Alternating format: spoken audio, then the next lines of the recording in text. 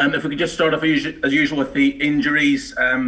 Connolly, Trossard, March. Any update on them? Any others to speak of? Connolly, March, back training. So they train with us this week. No setbacks from their perspective. Leo, we're probably going to wait on a little bit more. The game might come a little bit soon for him, Trossard. Apart from that, we had Davey Proper reporting a bit of illness, bit of stomach illness today. So we'll see how he is tomorrow. Apart from that, everybody's okay. And Alexis McAllister, is he available for the game? Not at the moment, no. Okay. On the subject of injuries, it's a perfect time to bring you on to 5 subs. I believe it's something you're in favour of. Can you tell us why? And do you think it can be brought in mid-season, or does that create an uneven playing field? Well, I was in favour of it after Project Restart, and in favour of it at the start of this year. I thought that this year would be quite unprecedented in terms of how close we're going to lose a lot of time from the calendar. So the games are going to be crammed in, and then you put into that international fixtures, and then the possibility that, of course, COVID is still around, so you're going to get more positive tests. Just made sense to me to keep the 5 subs, just from it just lightens the load a little bit and puts a bit of help towards the players. That was my thought at the time. Nothing's really changed. I think if it's the right thing to do, it can be changed if that's the general consensus, because we're hopefully that the crowds are going to come back at some point this season, and that's going to change things. So ultimately we're in a place where things will be not ideal. There's going to be changing situation throughout the season, so I think you can adapt to that. I think we've just got to be careful that from a football perspective, from a messaging perspective, although I understand there's injuries and fatigue and lots of games, again, we're in the middle of a pandemic. There's people on furlough, there's people losing their jobs, there's people suffering in all areas. So, with the money that's in the Premier League, we should be able to assemble squads big enough to deal with the fixture, problems, even though they are very, very complicated. Absolutely. Can I ask you how valuable the last fortnight has been for you? I mean, I know you'll have had players away, but what sort of stuff you've been able to work on, and did the break come at a good time? Because from what I've seen at Brighton this season, you've played really well, but haven't necessarily got the results you deserve.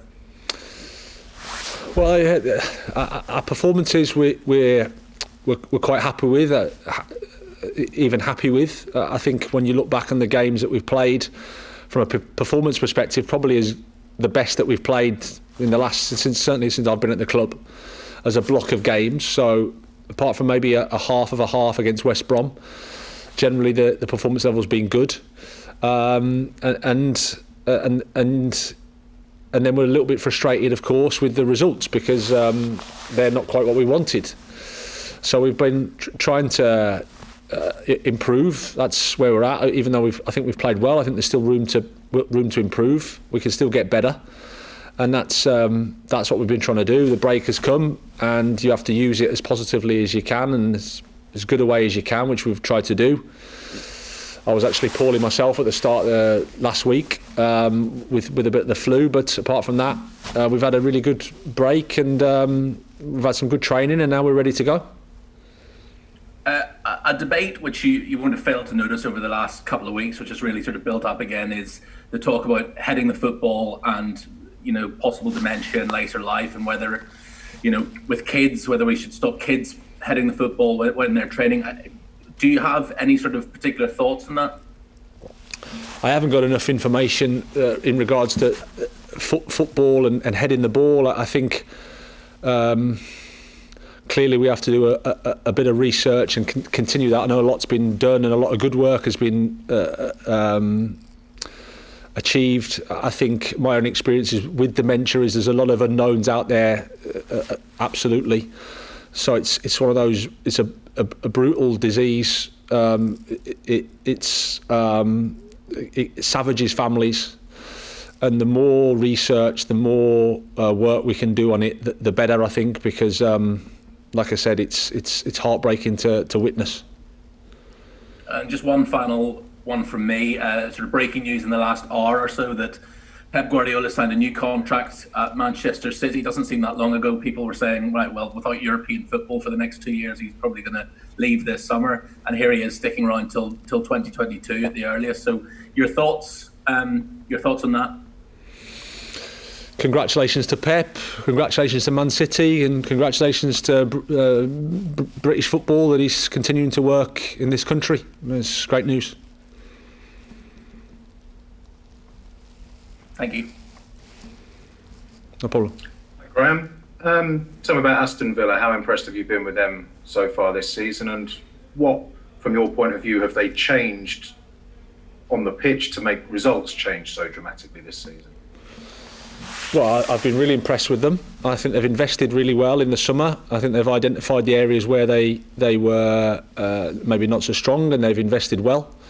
I think they've bought 4/5 starting 11 players and added in the areas where they can get a real benefit. I think they've they're a team that's got a lot of really talented players, dangerous players, and they've probably got one of if not the best player in the league at the moment in Jack Grealish. So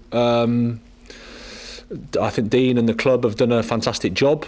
You can see how hard it is in the Premier League, that even a club like Aston Villa, with their size, with their history, with their culture, everything that's there, they had to fight last year to stay in the league, and then they recognised, okay, we need to improve, and they've done that well. I imagine you feel you saw enough of Jack Grealish in the 3 games last year, don't you?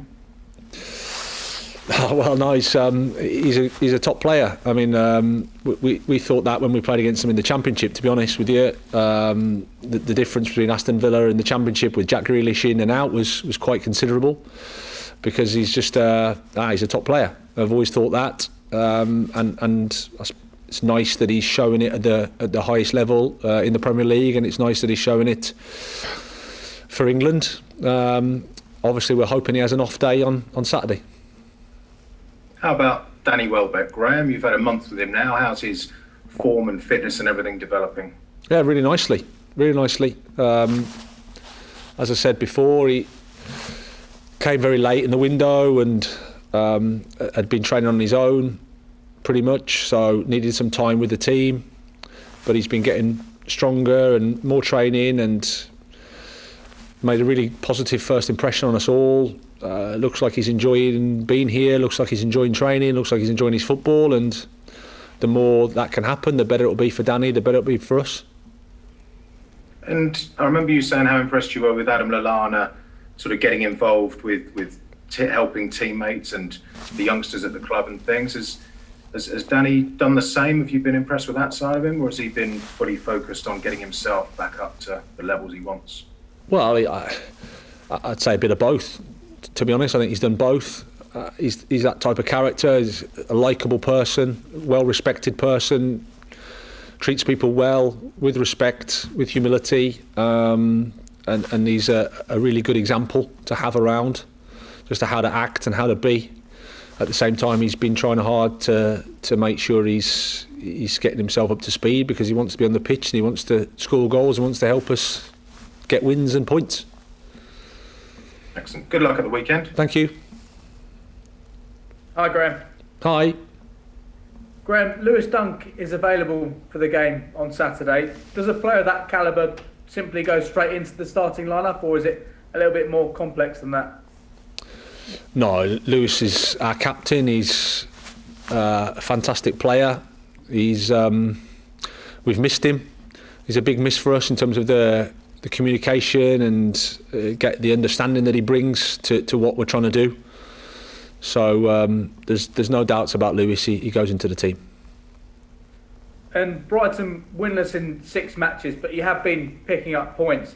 Do you take heart from what happened last season, where you're able to just to chip away at getting towards 40 points, albeit without getting those victories, so you're not necessarily panicking at the moment?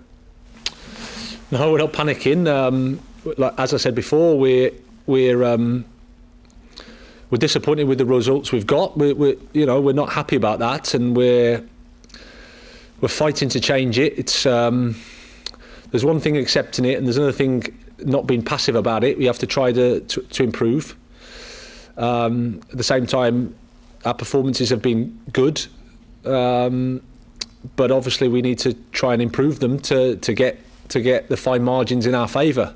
We could have quite easily be sat here with double figures points, and then the conversation's slightly different, but that's not the case. No point feeling sorry for ourselves, and this is the challenge we've got, and we need to just stick together and keep on fighting.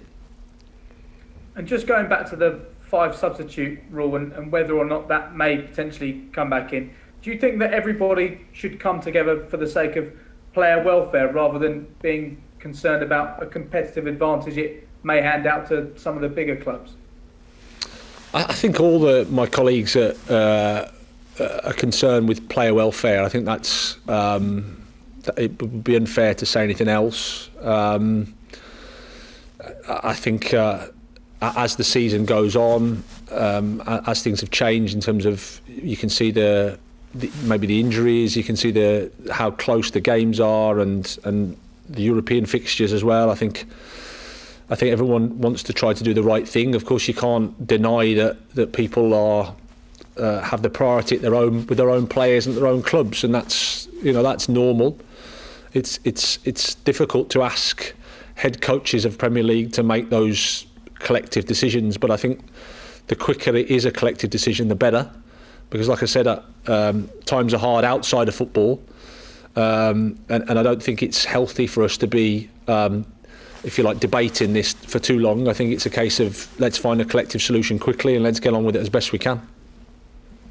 And just finally from me, you've spoken in glowing terms about Jack Grealish and him as a player. What's impressed you most about him, especially in the last few months, and how difficult is he going to be to stop on Saturday? Well, I suppose, like I said before, I'm pleased for him that he's showing it for England, and he's been showing it in the Premier League. But we've always liked him. We've always thought he was a top player from when we played against him in the Championship. Sometimes you're in a team that is maybe down the bottom. You don't get a chance to show it as much. But for us playing against him, we've always felt that he was a really, really top player, and now he's just doing it. I suppose Aston Villa have taken steps forward as a team, so it obviously helps him in that regard. He's higher up the pitch. He's involved more. There's better players around him. He can influence the goal, influence the results more. And yeah, it's going to be a challenge to stop him, but it's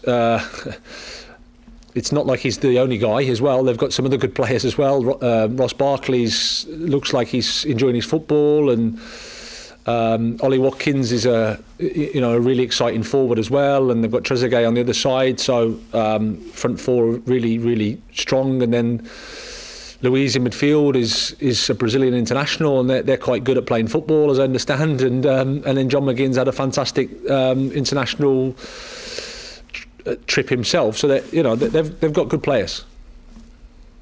Cheers, Graham. Good luck. Cheers. I was just going to ask you about one of those players, Ollie Watkins. What have you made of his transition to the Premier League with Aston Villa, and that step up, which some people seem to take very smoothly, but others find challenging? Ollie Watkins, yeah, he's done really well. Scored goals, contributes to Aston Villa's attacking play.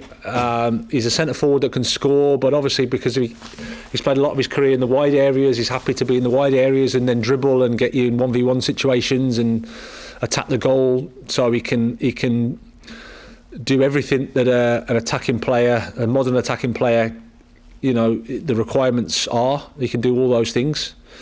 So yeah, he's started well. And what about your squad, Graham? What's been the focus? I know you've had players away on international duty and some people have been injured, but what have you tried to do with your squad in this last sort of 10, 11 days? Well, it's to improve, of course. We've looked at the things we've done well, looked at the things that we can do better. against Burnley, we restricted them to not too many chances, which is not so easy to do. We probably created enough to score, but can we score? Can we create more? Essentially, so it's a continual process of all the bits of the game to try to improve. I don't think there's one area where we're absolutely maximised. We can improve in all the bits, but the mood's been good. The guys have been working hard. The training, it feels like we're working hard. It feels like we're doing a lot of good work.